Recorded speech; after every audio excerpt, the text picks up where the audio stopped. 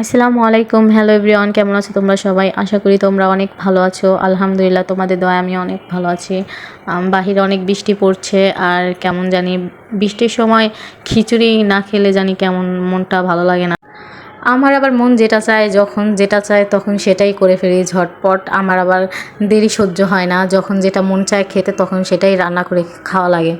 আর না খেলে দিনটা আবার কেমন জানি ভালো যায় না। তো আমি খিচুড়ি রান্না করলাম, আর হলো গিয়ে মুরগি ভুনা করেছি, আর একটা ভর্তা করেছি স্পেশাল আমার কাছে অনেক, কারণ আমি এটা অনেক ভালো লাগে এই ভর্তাটা। আর আস্ত রসুন মানে কুচি কুচি করে কেটে তারপরে সেটাকে ভালো করে লবণ দিয়ে আগে ডলে নিতে হয়।